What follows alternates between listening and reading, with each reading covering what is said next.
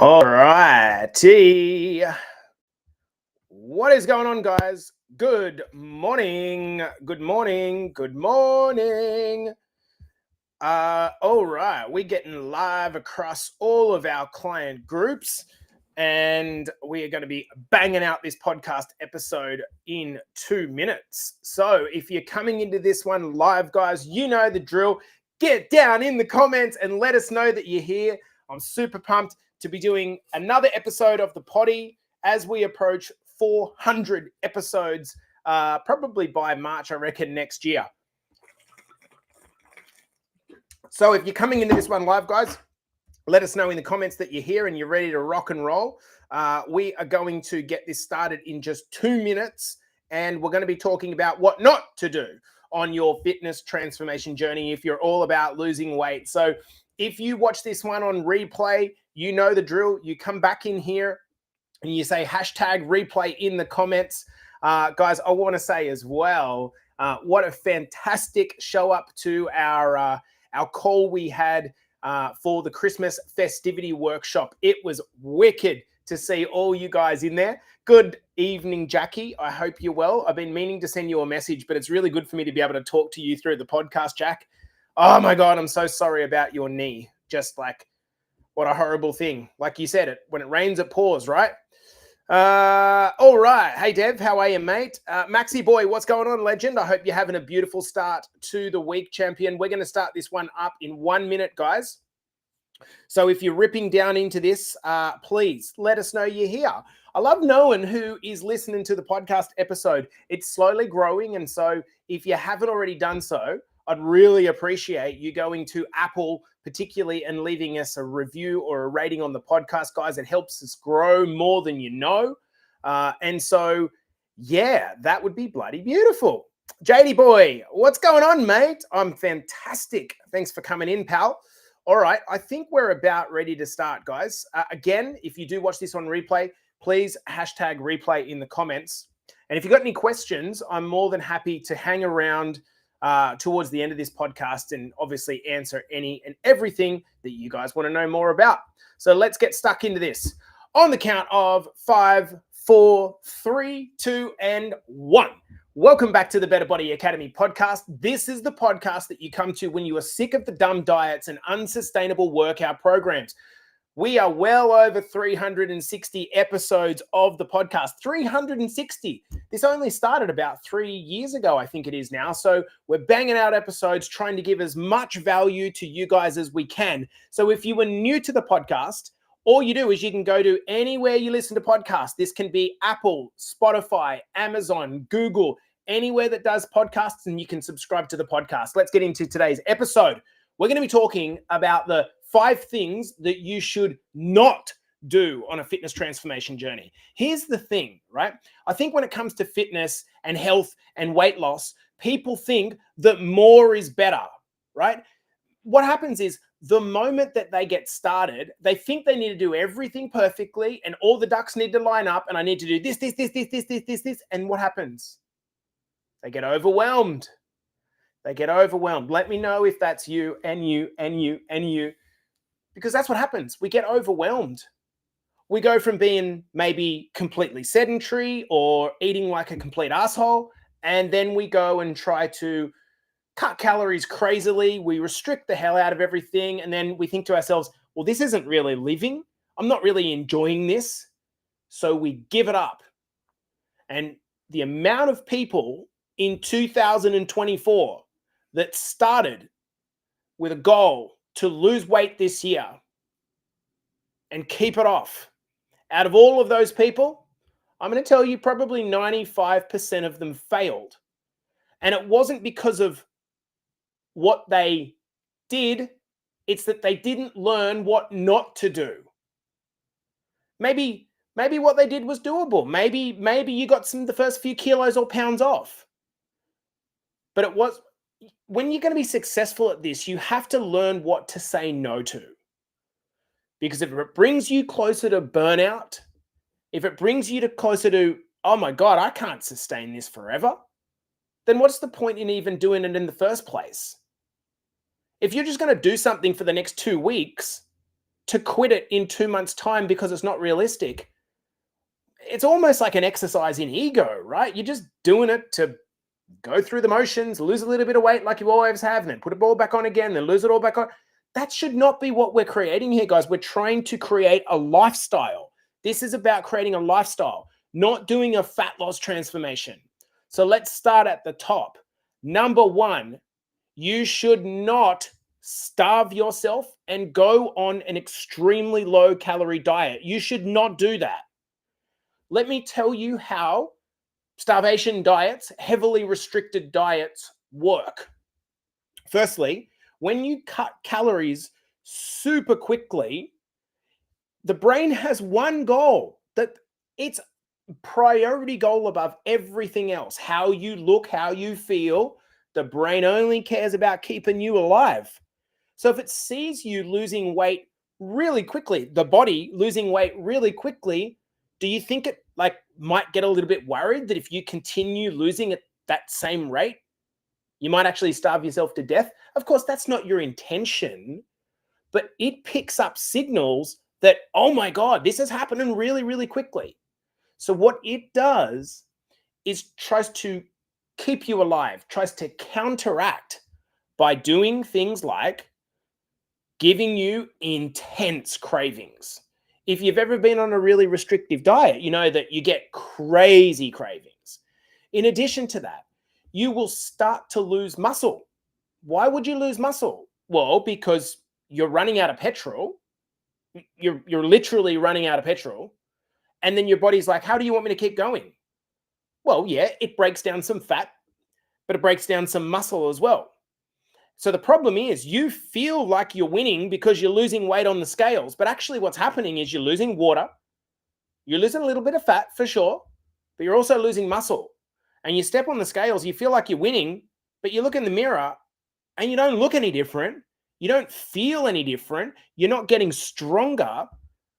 Dropping calories quickly is the worst way to kill your metabolism.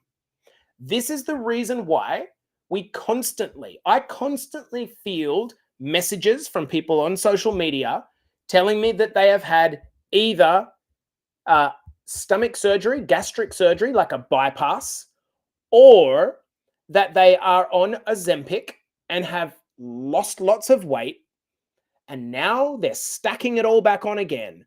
Why is that happening? That's happening because when you restrict calories so quickly, not only do you lose some fat, you lose a bunch of muscle, which wrecks your metabolism and makes it actually more likely that as soon as you start eating again, you're going to gain the weight back. So number one thing that you should do is not go on a very low calorie diet. And to those of you that have decided to go down the route of Ozempic or stomach surgery, or that type of stuff, one of the toughest challenges that you've got with that is that you need to keep your calories up as much as possible. With Ozempic, you're not going to feel like it because you won't have an appetite. With stomach surgery, gastric surgery, you're going to be bloated because you've got half or a quarter of the stomach size now. But if you don't keep the calories and most importantly, the protein up, you're going to lose muscle. It's going to wreck your metabolism. And essentially, it's going to get harder and harder and harder. So that's number one. Number two is stop with all of the cardio, right? Look, cardiovascular training in short amounts, small amounts is fantastic for your heart and for your lungs. But there's two major problems with it. As a weight loss tool, number one is you adapt to it quite quickly. Again, the brain is an amazing adaptation machine. It sees that, oh, wow, Jeff or Rebecca is all of a sudden surging the calories that she's burning. So what I'm going to do is not only reduce all of the unnecessary muscle that we've got here, which impacts the metabolism. What happens after you go for a run and you do lots of cardio? You're bloody hungry. So for most people, what happens is they do all this cardio. So for say 30 minutes to an hour, their calorie burn goes up. For sure, it does. Compared to a gym, it goes up. But then what happens? They go home and they're so fucking hungry that they start eating all the food. And it is so easy to eat back in 5 minutes the calories that you just burnt in an hour of cardio. You're never going to win that game of out exercising your nutrition. The second problem with cardio as a tool for fat loss is this. Let's face it, most people have not run since school cross country. Is that you?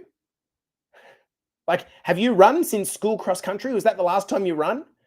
So if that's the last time you've run, you've lost the skill of running, which might sound a bit stupid. Or how hard is it? Do you all of a sudden do a bunch of cardio and then start to get problems with your knees, your hips, your ankles, your lower back? That's the reason. Running is a skill. And if you're 10, 20, 30 or more kilograms overweight and you start running, all of that weight that you didn't have when you're a teenager doing cross country, you now have. That's, think about it, right? If you're say 20 kilos overweight, that's a cement bag worth of extra weight. Pretend you were taking a cement bag now, throwing it over your shoulder and then going for a run. You would notice it, right? Because it's all just jamming down. That extra weight's jamming down on you. This is the problem. By all means, do as my best clients do. They become cardio machines when they've lost the weight, when they've built some muscle, when they're not likely to injure themselves. Don't do a bunch of high intensity cardio, especially HIIT training, at the start of your journey when you're still carrying the weight. Never. The only cardio that you should be doing at the start of your journey is what? Walking. That's it. Nothing else. Number 3, these are the 5 things that you shouldn't do. Restrict yourself heavily, excessive cardio. Number 3 is reliance on supplements. I'm going to tell you guys, like, I get it. Changing is hard, especially when you've been the same way for a long period of time. It's really hard. But at the same account, the value given to you by some expensive fat burner or some kind of supplement, even the good supplements, is going to be minimal compared to the value of you fixing your diet, walking a bit more, doing some resistance training, some strength training. So many people, and I think it's like particularly the men, they'll start in our academy and they'll say, all right, coach, give me all the supplements that I need. Dude, you don't need a fucking supplement to start. Like, that's the last thing on your list that you should be worrying about. Inside a Better Body Academy, I'll just give you the blueprint. There's only really 3 supplements that you will ever really need. Creatine, good idea. Protein, good idea. And a multivitamin. Maybe we'll include some fish oils in there. But when you walk into GNC and you think that you need to spend $400 on supplements, and I see these people walking in and walking out with bags and bags of supplements, and what the fuck is this shit? You don't need that. You do not need that to get started. What you need to do is bite the bullet and do the hard stuff, which is change what you're putting in your gob. People don't want to hear it. But if you're drinking 5 beers a night, that's 750 calories. 750 calories. To all you boys, right? I'm just pointing it out. To all you guys that go home and slam down a 6-pack at nighttime, right? You're drinking 6 times 150. That's 900 calories. To burn off 900 calories will take you probably 9 to 10 hours of cardio. In other words, you're not going to play that game, right? Particularly on a hangover. You got to do the hard stuff. The hard stuff is changing what you're eating when for such a long time, food's been the only thing that's actually made you feel good, right? You're going to win through not supplements, changing your lifestyle. Number 4, and this is a really interesting one, and I think a lot of people just don't understand how important this is. they've heeded the message that, oh, you know what, you got to work hard in life to get ahead. I totally agree with that. I'm like big on work ethic. But at the same account, if you are ignoring your sleep and your stress management, the chances of you losing weight are pretty much zero. Let me tell you why. What's the purpose of sleep? Sleep is a forced mechanism where you go down in your bed to force your body to go into a recovery mode where it replenishes your body systems, where it basically manages your hormone levels, where it puts the brain and muscles and all the various tissues back in their right places, so to speak. If you are skipping on that, here is what's going to happen. Number one, your hormones, and people don't actually know what hormones are. I'll just tell you what hormones are for the purpose of this explanation. Hormones are little messenger cells. Their job is just to communicate different things in the body to tell it to do different things, right? Your hormones are going to be completely fucked, like constantly, if you're undersleeping or you're sleeping 8-9 hours, but it's really low quality sleep. The other impactor of this is your stress levels. So what's going to happen is you're undersleeping, you're overstressing, and you're thinking that you can compensate for that by working out really hard and maybe just like doing some yoga. It's not going to work. You're not going to lose weight because your hormones are out of control. And behaviorally, I want you to think about how you feel when you're tired. Like, let's just fuck the hormones. Let's just make it actually just completely practical. Do you feel like exercising when you're tired? No way. Do you feel like eating good food when you're tired? No. You want food that brings you energy. What's that? High sugar, high fat foods, things that bring you energy quickly. No one did night shift and then said, oh my God, I'm so tired, I'm craving some chicken and broccoli. No one did that. This is why shift work is so linked to being overweight. And this is why when a client tells me they work shift work and they're overweight, that is like, it's probably the most difficult situation to circumvent for a client is shift work, particularly when you're not on the same shift and you're on revolving shifts that's sometimes you night, sometimes you just get no ability. So do not, if you're trying to lose weight, do not ignore the importance of sleep and stress management. My suggestion is to be very practical with this, right? A few things that you got to ask yourself. If you're awake at 10:30 at night and you're just like doing nothing, like you're just looking at your phone, you got to ask yourself, like, what am I actually doing? Like, what?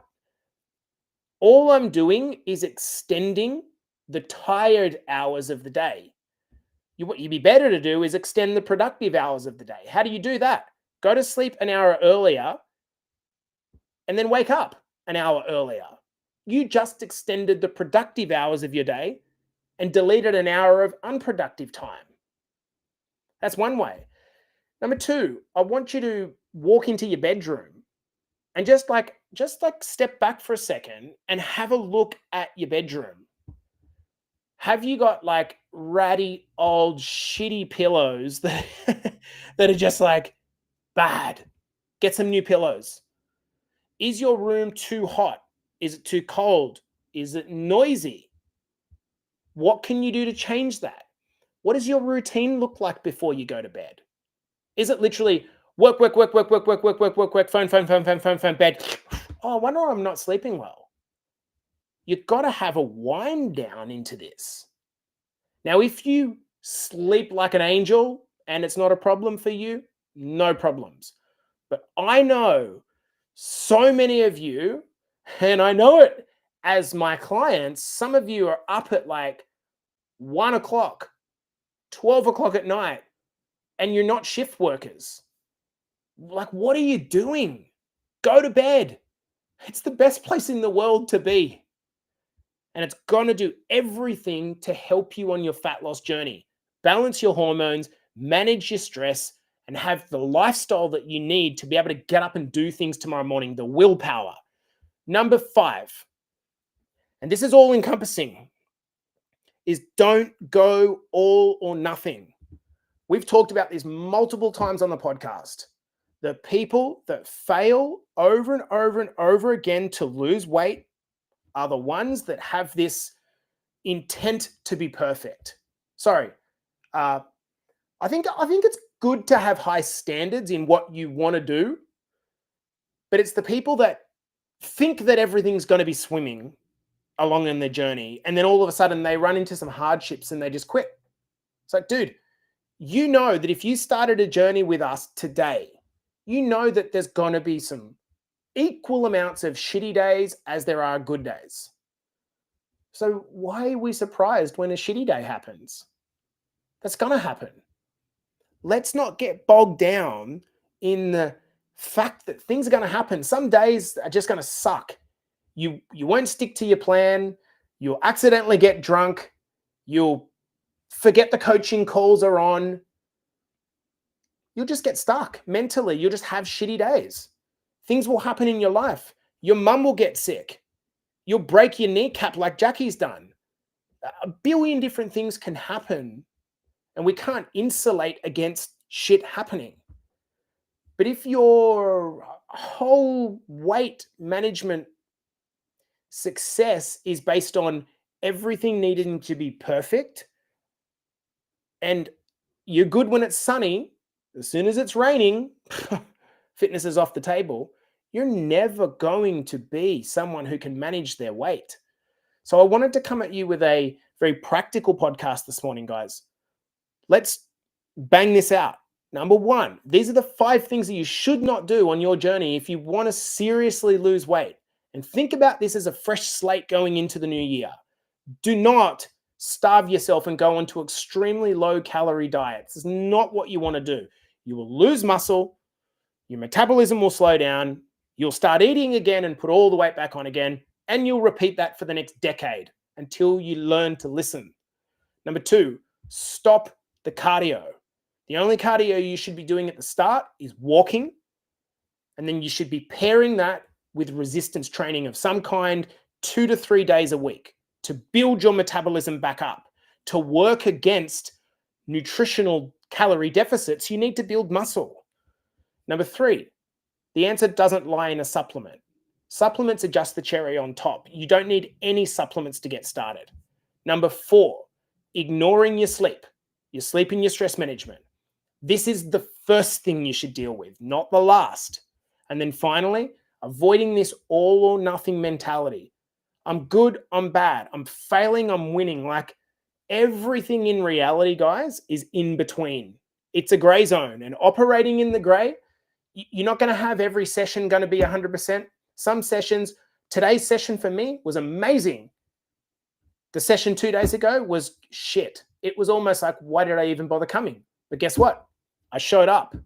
And that's the difference between people that win and the people that don't. I ticked the box. When you start ticking boxes, you start to restore your self-belief, but it doesn't need to be perfect.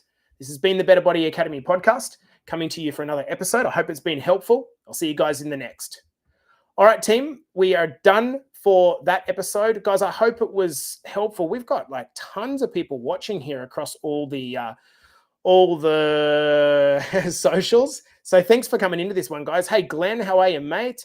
G'day, Instagram. I hope you're good. Hey, Joss. Hey, Loz. I hope you're good, girls. Jacinda's in here as well. Jacinda, how are you, guys? I hope you've had a beautiful day.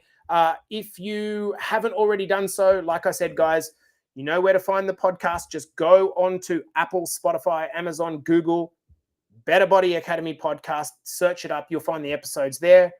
And I'll see you in the next. Peace.